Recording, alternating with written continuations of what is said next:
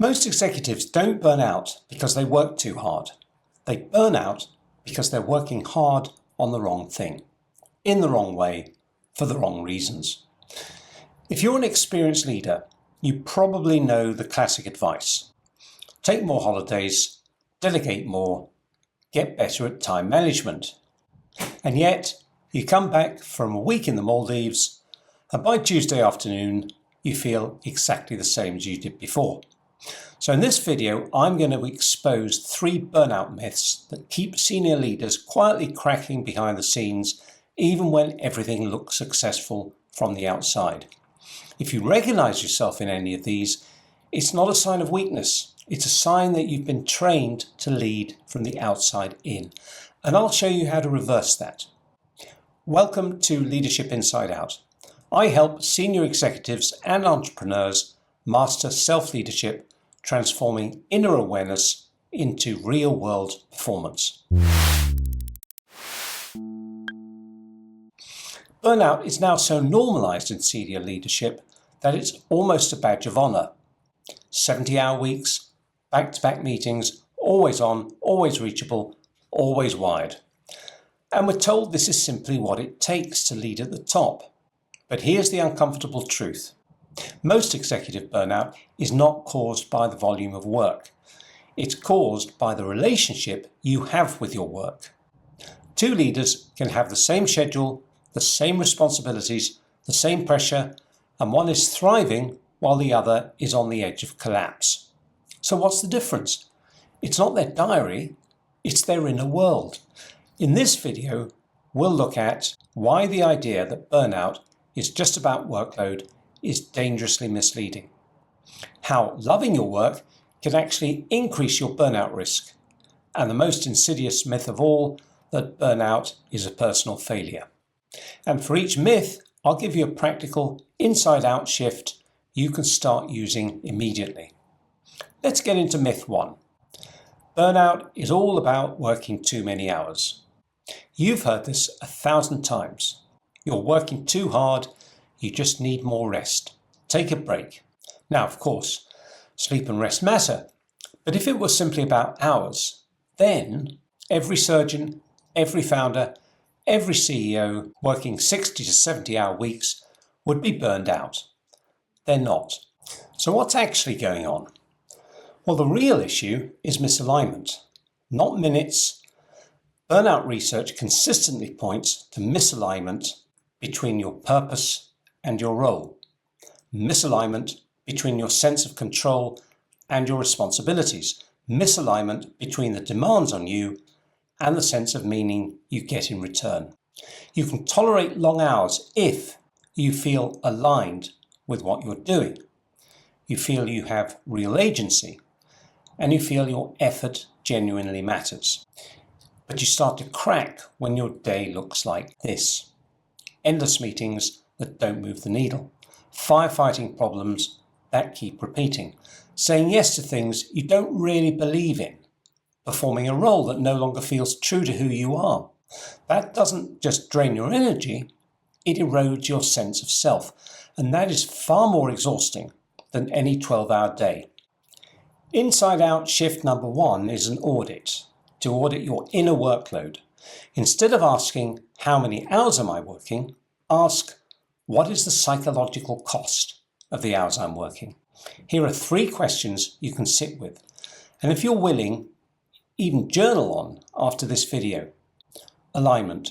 Where in my week am I acting against what I know is right for me, my team, or the organization? Agency. Where do I feel I have no real say but still carry full responsibility? Meaning. Which parts of my work feel genuinely meaningful to my sense of purpose and which feel like theatre?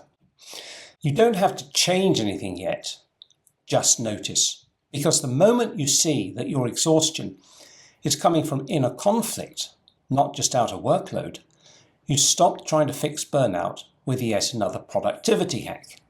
You start realizing it's not just my calendar that needs changing, it's the way I'm showing up to my calendar. We'll come back to how to shift that. But first, let's tackle myth number 2. And if you want a structured way to map that inner conflict in your own leadership, I'll share a quick resource for you later in this video. Myth number 2, if you love your work, you won't burn out. This one is especially dangerous for high performers. You care deeply, you're committed. You may even feel a calling to your work. And so when you start to feel exhausted, resentful, or empty, you tell yourself, this doesn't make sense. I love what I do. I just need to push through. So you push. You override the early warning signs, which are the Sunday evening dread that never used to be there, the increasing irritability with your team or family, the feeling that you're constantly on, even when you're physically off. And because your role is meaningful, you use that meaning as justification to sacrifice more and more of yourself. I'll slow down when this project is over. I'll rest when we've finished this restructuring. I'll be present at home once we've closed this deal. You become the last person you take care of. The passion trap. Here's the paradox. The more your identity is fused with your work, the more vulnerable you are to burnout. If your inner narrative sounds like, I am the business. If I stop, it all falls apart. My worth as a human is my performance. Then you're not just leading an organization, you're trying to prove your right to exist through it. And that is an impossible load to carry. It's why so many brilliant leaders wake up one day thinking, I built all of this, why do I feel nothing? The outer success is there, the inner connection is gone. Inside out shift number 2, separate who you are from what you do. Self-leadership begins with a simple but profound distinction. My role is what I do, it is not who I am. So here's a practice. Next time you introduce yourself, even if just in your own mind, don't start with your title. Instead of, I'm the CEO of, or I run so-and-so, try something like, I'm someone who's deeply curious about. I'm someone who cares about. I'm someone who's learning to. Whatever it is. This might feel awkward at first, but what you're doing is loosening the grip of identity around your role. Then ask yourself, if my title disappeared tomorrow, what qualities would remain?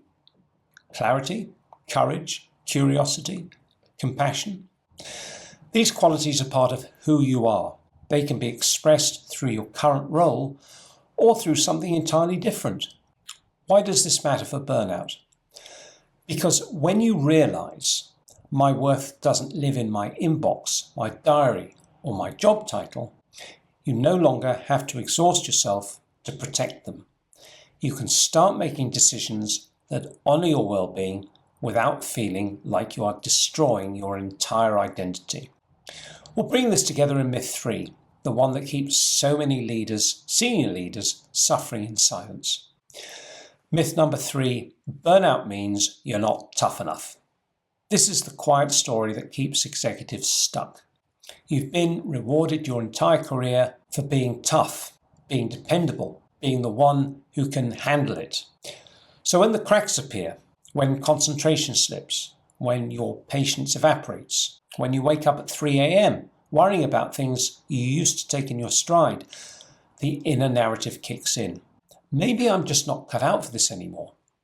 Other leaders are handling more than I am. What's wrong with me? And because you don't want to be seen as weak, you either double down and push harder or quietly withdraw, emotionally, mentally, sometimes physically. Neither of those paths leads anywhere good. Here's what most leaders don't see. Burnout is not a verdict on your character. It's feedback on your current way of leading yourself. When you ignore that feedback, your system simply turns up the volume. More anxiety, more anger, more numbness, until eventually it forces you to stop. Not because you're weak, but because you've been operating an outside-in model of leadership for too long. The outside-in model sounds like this. I must meet expectations. I must protect my image. I must keep everyone happy. Your reference point is always out there in the world, other people, the board, the market, the team, the shareholders, your peers. You shape yourself to fit those demands, often without even realizing you're doing it. The inside-out model reverses that. What is actually true for me here? What am I pretending not to know? What would integrity look like in this decision? Now, instead of outsourcing your sense of self to the role, you bring yourself to the role. And here's where burnout becomes something very different. Inside out shift number 3. Treat burnout as a signal, not a sentence. When you notice signs of burnout, emotional exhaustion, cynicism, feeling ineffective, instead of asking, "What's wrong with me?" ask, "What is my system trying to tell me that I keep ignoring?" This is a radically different question. It assumes you are fundamentally intact. Your inner system is intelligent. The symptoms are signals, not failings. You might discover, for example, that you've been tolerating a misaligned role because it looks impressive. You're carrying emotional labor for your team that doesn't belong solely to you. You're saying yes when you mean no because you're afraid of disappointing others. In other words, burnout isn't you failing at leadership. It's your current way of leading you that's failing you, and that can change. If you're listening to this and thinking, some of this is definitely me, but I'm not sure how bad it is or where to start, I've created something specifically for that. It's called the Inner Leadership Mastery Profile, a short, practical scorecard that helps you see exactly where you're leading from the outside in and where you're already leading from the inside out. It only takes a few minutes and you'll get a clear breakdown of the specific patterns that are increasing your burnout risk, where your self-leadership is already strong, and the 1 or 2 shifts that would make the biggest difference now. You can access it here. If you're serious about staying in the game without losing yourself in the process, it's a very good place to begin. Let's pull the 3 myths together. Burnout is about hours. No, it's about inner conflict and misalignment. You can't time manage your way out of being fundamentally misaligned. If you love your work, you're safe. No. Passion without boundaries is a fast track to self-erasure. You must separate who you are from what you do. Burnout means you're weak. No, it means your current strategy for self-leadership has reached its limit. It's feedback, not a final judgment. And underneath all 3 myths is one core shift, moving from an outside-in life where you're constantly reacting to external demands to an inside-out life where your actions are anchored in clarity, integrity, and self-awareness within you. When you do that, something remarkable happens. Your decisions become cleaner, your boundaries become clearer, your energy becomes more stable. Not because the world has become easier, but because you have stopped abandoning yourself in order to survive it. If you've recognized yourself in any of this, here's the most important thing to take away. You don't have to wait for a full collapse to change direction. Your system is already giving you signals: tension, tiredness, irritability, numbness. The question is whether you treat those as annoyances or intelligence. If you want to go deeper into this, watch my video on why leaders are breaking, the outside-in trap, next, that will give you a much clearer map of how this pattern shows up in your leadership. And if you're a senior executive or entrepreneur who knows you're close to the edge and you want structures to support to rebuild your leadership from the inside out, you'll find a link in the description where you can explore working with me more closely. If this has been useful, you'll be doing 2 things by subscribing.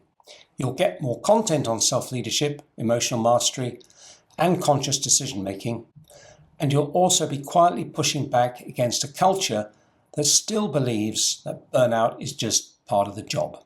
And if there's a specific situation you're wrestling with, a role that no longer fits, a team that's draining you, a decision that's costing you sleep, drop it in the comments, even in broad terms.